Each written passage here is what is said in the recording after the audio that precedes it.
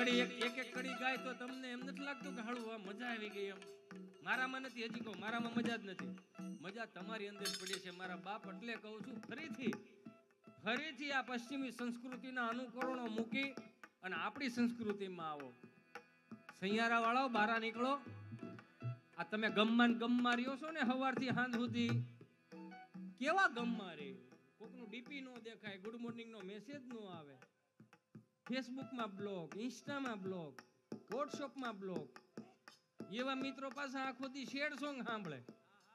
कहने को सच अपने की दुनिया चलती है पर चुपके इस दिल में तन्हाई पलती है बस यार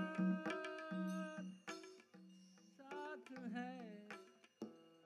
એવા મિત્રોને કહું મારો બાપ બહાર નીકળો. તમારી અંદર હજી સ્વામી વિવેકાનંદની હજી ક્યાંક પ્રતિભા પડી છે, મહારાણા પ્રતાપની હજી ક્યાંક પ્રતિભા પડી છે. હે, તમે બહાર નીકળો, દુનિયા જોવો યાર. મોબાઈલમાં નહીં પડ્યા રહ્યો, બહાર નીકળો. તમારું મગજ ક્યાંય શાંત ન થાય ને તો હું બે હાથ જોડીને પ્રાર્થના કરું, નારાયણ સ્વામી કાનદાસ બાપુના પ્રભાતિયા સાંભળો, ભીખુદાનજીની ગઢવીની એની વાતો સાંભળો, ઈશ્વરદાનજીની ગઢવીની વાતો સાંભળો, લાખણસિંહ બાપાની હારી માર્મિક વાતો સાંભળો, જાદુ બાબા ગઢડાવાળાને સાંભળો. ક્યાંય ભેળું ન થતું હોય વાર્તાઓ સાંભળવી હોય તો મારા ચલાના કાંજી બુટા બારોટને સાંભળો.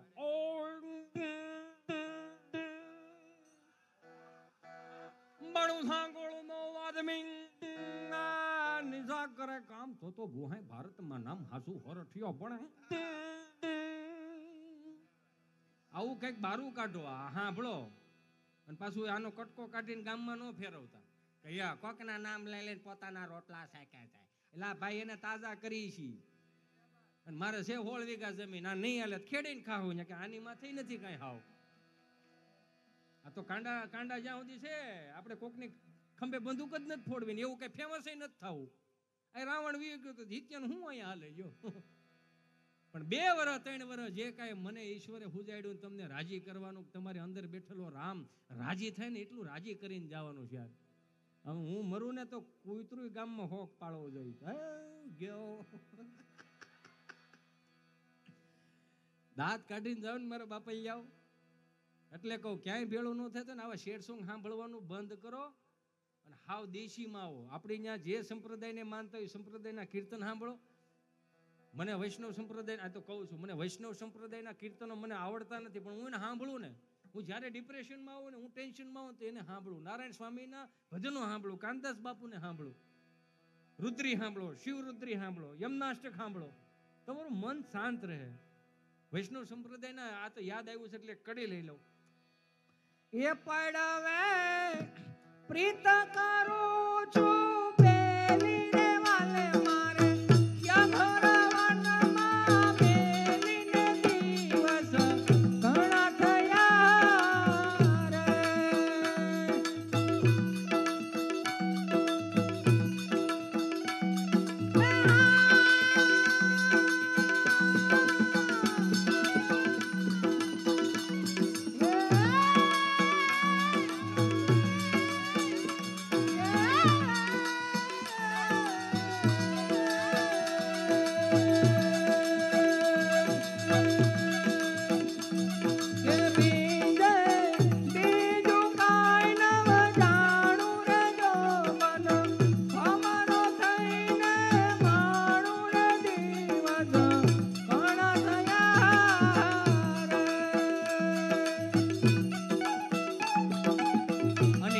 મગજ નો ખૂટતું હોય ને એમાંય તમારું મન શાંત નો થતું હોય તો મારો બાપૈયો કે હારે ગોકુળ માયા દિવાળી 5-15 દી આવો, ગામડે આવો, મજા કરવા આવો, મોજથી આવો મારો બાપ. પણ તમારે ગામડાની ખરેખર મજા લેવી હોય ને તો ગામનું આપણું કંઈક કીર્તનની ટીમ હોય ને, કીર્તનની ટીમ, કીર્તનિયા જેને દેશી ભાષામાં કીર્તનિયા કહેવાય, એવું 1-1.5 કલાક માટે બાના નામની ધૂન બોલાવડાવો, બાપુજીના નામની ધૂન બોલાવડાવો. અને સુરત, અમદાવાદ, મુંબઈથી આવ્યા છો લગભગ ખિસ્સા ખાલી હોય નહીં એ પાકી વાત છે. તો મારો બાપ ગામડામાં આવીને ગામડાને પાછા ફરીથી આવું જગાડો ને મારો વાલો કે હારે તારી ધોળી રે ધજાઓ